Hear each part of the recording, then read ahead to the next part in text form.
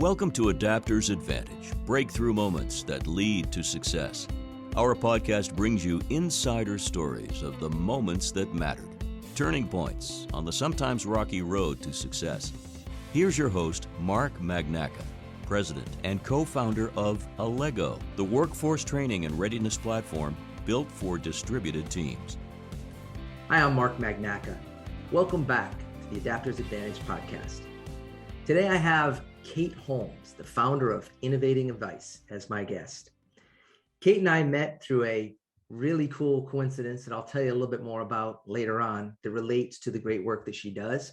But just to give you some background, in addition to founding Innovating Advice, she also consults with financial services professionals globally. And her mission is to propel the global financial planning profession forward through her collaborative work, her podcast, the IA community, which is the Innovating Advice community for forward-thinking financial advisors. But by the way, she's a CFP professional herself, and she runs a cool program called the Video Creation Masterclass for Financial Advisors. So we're going to be asking more about that, but I'd like to start by saying welcome to the podcast, Kate. Mark, thank you for having me. So let's jump right in. Before I tell them the story of how we met, when people ask you the question, so Kate, what do you do? How do you answer that question? Yeah, Mark, I was thinking about this recently, actually, because I actually get to joyfully spend my days working with nice and fun financial advisors and financial planners who are overwhelmed and honestly, sometimes a bit terrified of marketing and innovating both themselves and their businesses. Wow. And you know what comes through with that? And I think even as you're saying it, there's people that can probably just pick up on that vibe, that you genuinely enjoy this because they're people that you enjoy being with. Yes. In case you didn't know that, that's not true with every job in America today.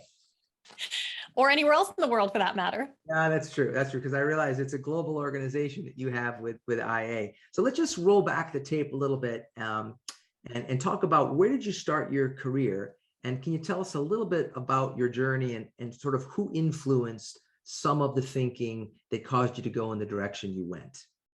Yeah, absolutely. And kind of tying in with that global feel. So I'm originally from Seattle, Washington, but it's rainy and dreary there. So I looked at a globe and I was like, how far away can I get? And I went to the other side of the world. So I actually went to university and graduated in Australia. And I got my degree in photography. So that is key because I have that creative side of my brain, which plays a big role in what I do. And then the Australian government kicked me out, had every intention of staying, but they didn't want me. So I moved back to Seattle, and my mother actually owned a successful investment advisory firm. And so she hired me and quickly realized that I could become her retirement plan. And that's kind of a lot of weight to put on someone, but I got a ton of exposure from a very young age that most people don't get. I saw every single piece of the business from compliance to accounting. I did our reporting. I did all the day-to-day stuff.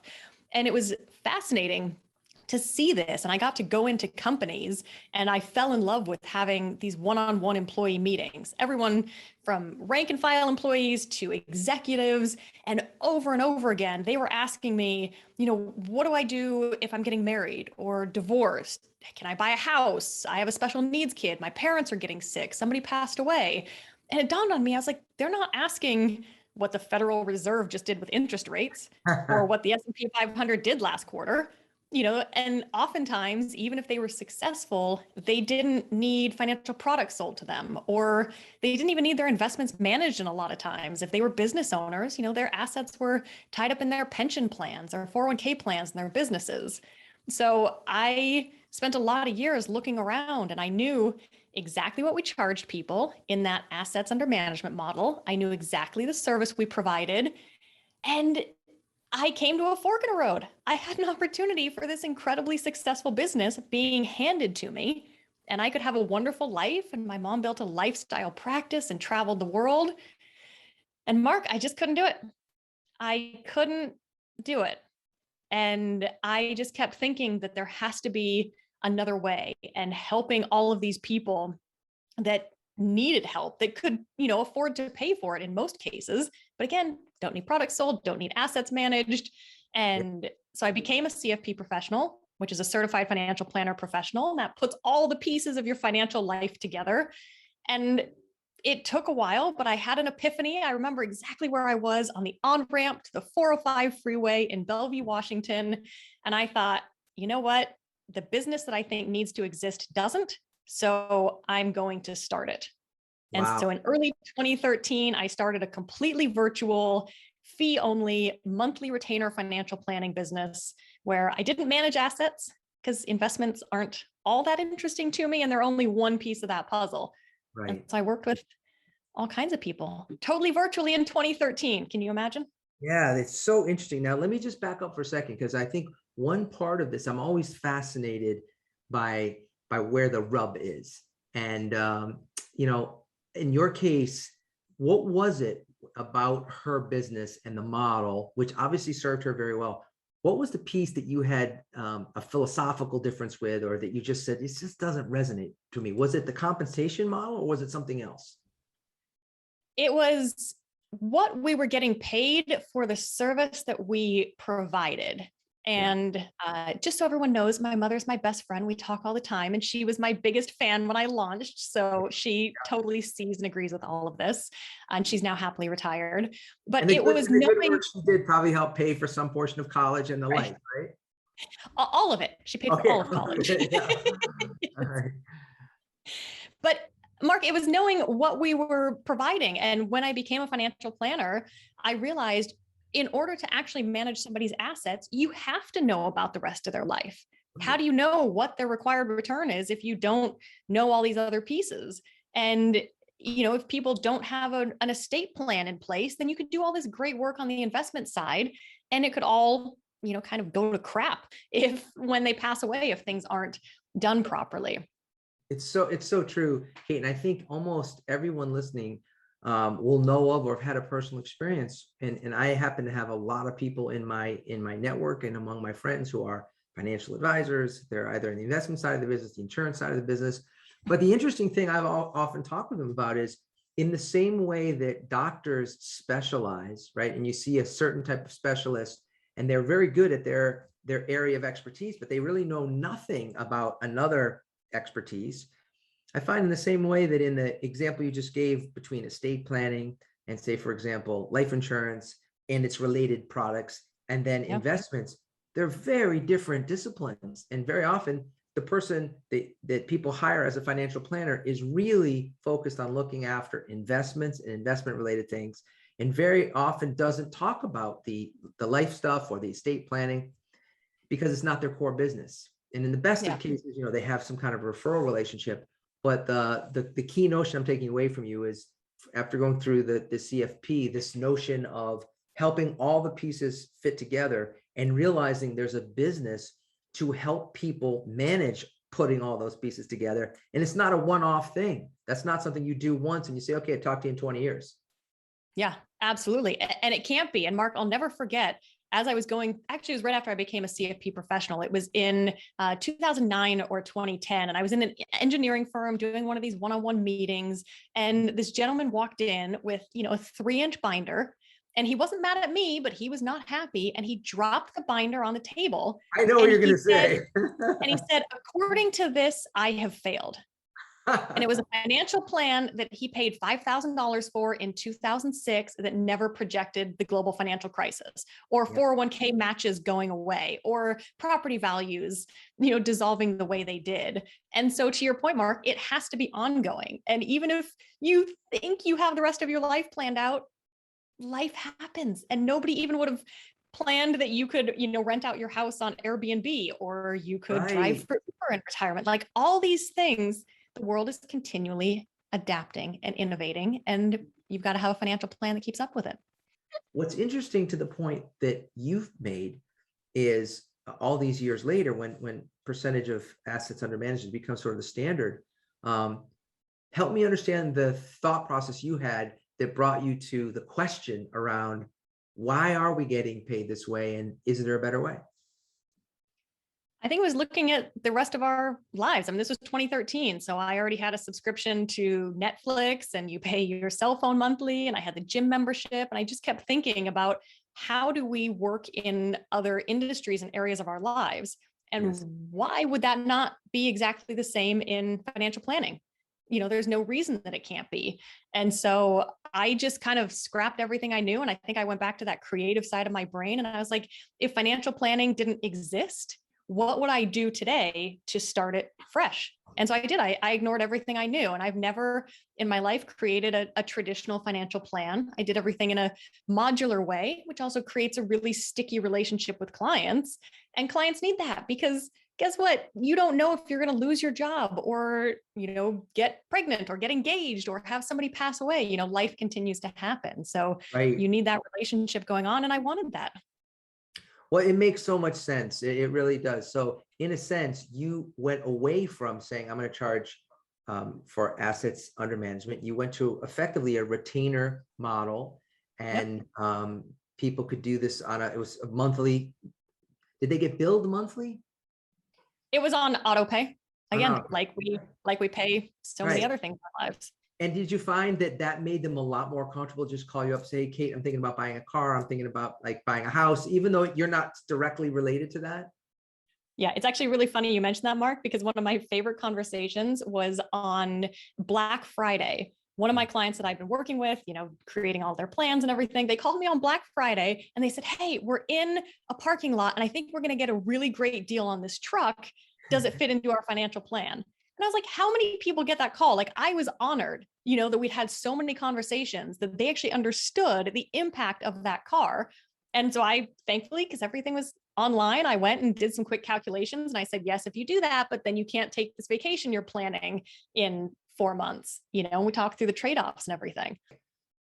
What's the most important thing you learned, given that you started, as a virtual advisor, if you will, between when you were at your mother's, when it was still an in-person experience, and virtual? So forget the pandemic, just even before that, what's the most important thing you learned about interacting with people in a virtual manner and your ability to do the job well? Yeah. So the interesting thing, so I know I've kind of talked about the things I didn't like about her business, but going back to your point earlier about, hey, we're transitioning to assets under management. And that was innovative, in the 90s and early 2000s. Yes. And her business started in the 90s. And back in the late 90s, she actually went paperless.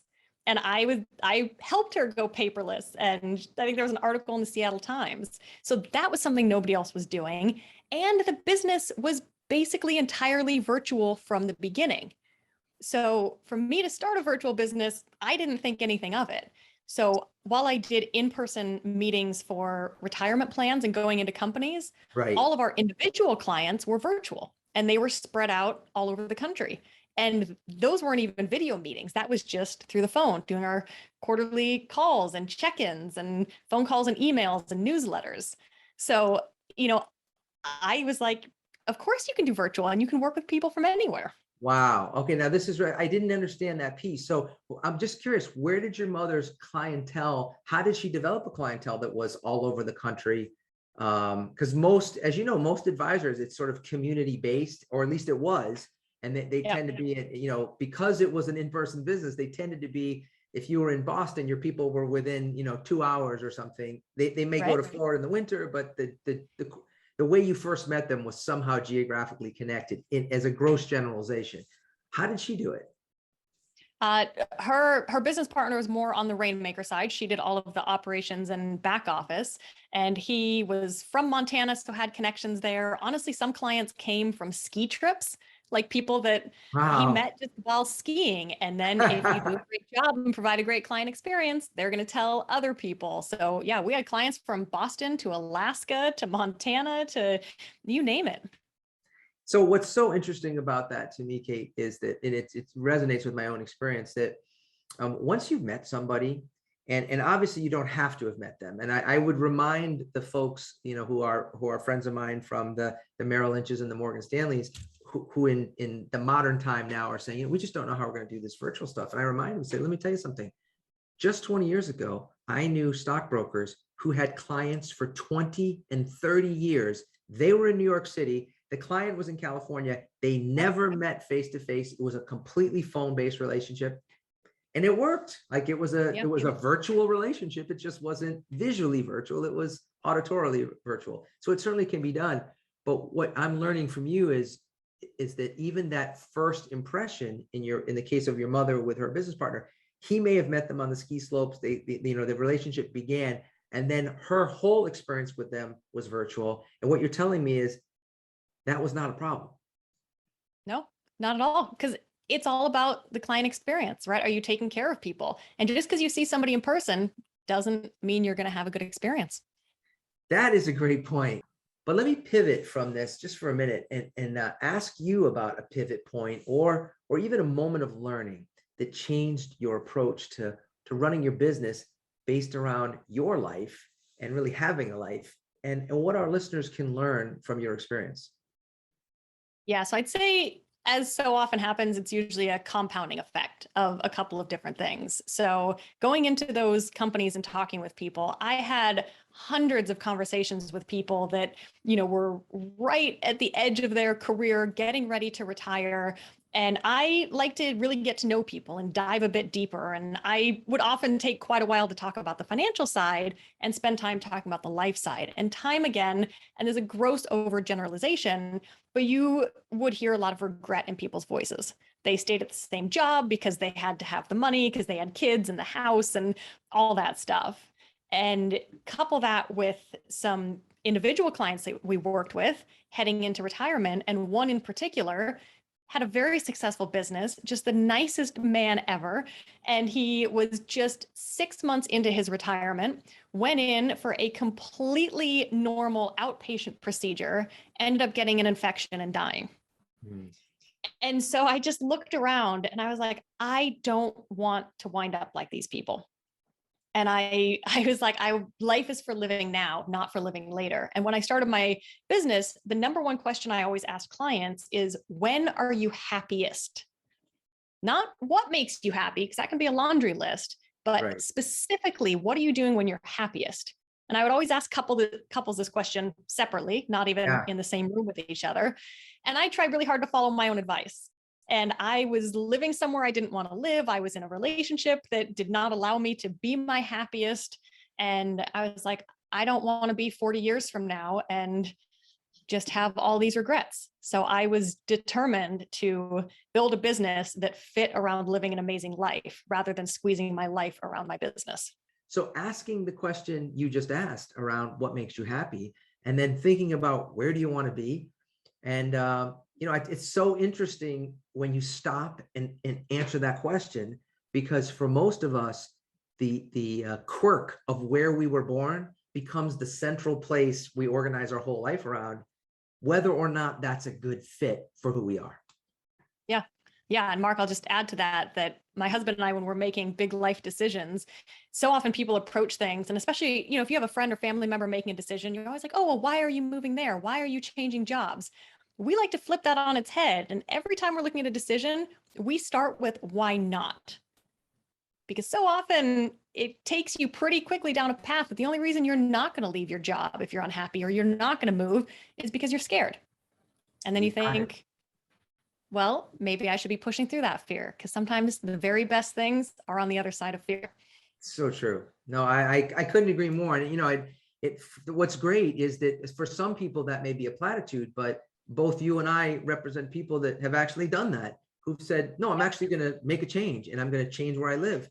And guess what? Here we are. And we broke through the fear, and it's fantastic. Right. And by the way, if it wasn't, then you make another decision and you go somewhere else or try something else. And that is the best thing about decisions, Mark, is you can always make another one. Absolutely. No, it's really refreshing to hear. And what's so excellent, Kate, and when we get to the part about your speaking, is that it's a message that people continue to need to hear, because especially in this pandemic era, it's so easy to get down and sort of wonder, like, will everything ever go back to the way it was? And the reality is probably, but in the meantime, what can you do to adapt? And Yeah. so, speaking of adapting, let's talk about innovating advice for a minute, because I want to help our listeners understand what this is, and what it means to them. So, tell us a little bit about that. Yeah, so I actually started Innovating Advice. I truly have lost all sense of time, haven't I? I guess it's a year and a half ago. And heading into 2021, looking at what I wanted it to be, and to the point you just made about it's easy to get down and to get frustrated. And so often, whether you're in financial services or not, you're not going to be thinking, hey, these people are fun and innovative and doing cool things. But there are so many great people out there doing so many great things. So I started a community that I call locally based. So locally based in the US, but globally engaged. And that's to help bridge a lot of those divides and bring together those people that either want to be innovative or are innovative, but like you were just saying, we get fearful, we want to do video or social media or something, but we all have imposter syndrome and we all get analysis paralysis, and we're all better together. So if we can all come together and support each other in that and help to push that global profession forward. And then you mentioned earlier, I teach the video creation masterclass because I was doing video back in 2013. I mentioned I got a degree in photography. It's something that we're hearing a lot more about. But even if you're a brick and mortar store, even if you're a flower shop, the power of video on your website to send video emails to clients so that they can see your face and see your expression is just so, so powerful. So I love helping people through that. And then for those very select, truly fun, very nice financial services professionals, I'll do a little bit of consulting. Well, let's dig in, because I said I would tell the story, and the story very simply is that you sent out one of these videos, it was shared with me, and you had a little thing at the bottom of the video that said, click here to learn more. And I watched the video, and it was only 30 seconds long, and I thought, oh my gosh, she totally gets what I'm trying to do. And the system worked perfectly, because I responded, and I never expected this. When I hit respond, the camera came on and said, what is it that you want to talk about? And I recorded the video back to you. And then we began from there. So you very much practice what you preach. I want to know just a little bit more about what's in the masterclass. I know you do a lot of cool things yourself with it. What's in the masterclass, and what do most people take away that they can actually use after going through this masterclass? Yeah, the masterclass right now is specifically for financial services professionals, but we will be opening it up to other people in the next few months. So if you're listening and you're interested, hop on my website, do exactly what Mark did, and you can actually just hit reply, send me a video message, and tell me you're interested. But Mark, the big thing with video, and you know this, where on earth do people start?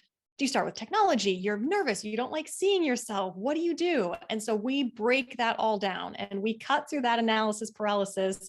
You're in a community with other people who are in exactly the same position as you. So we just drip out little bits of content so it's not overwhelming. We have one focus every week. And then at the end of the week, you record just a 1 to 2 minute video. Because so often, people can talk and go on and on and on. It's actually harder to do things short and sweet, but then it builds that habit. So the first month we focus entirely just on getting comfortable in front of the camera.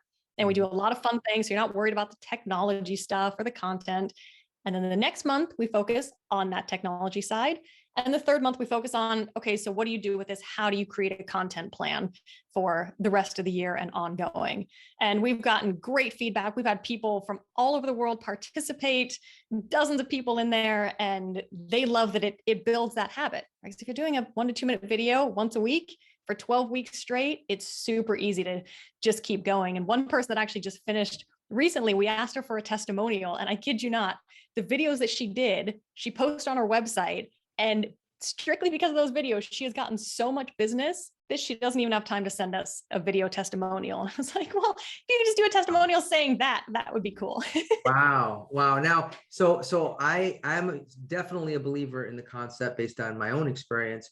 And I know for the most innovative financial advisor types, they would get this. But whether it's someone listening to you happens to be a wholesaler, what is your experience with professionals who say, I really would love to do more of this, but compliance won't let us do this? what's the workaround to work with compliance to be able to harness this technology and use video?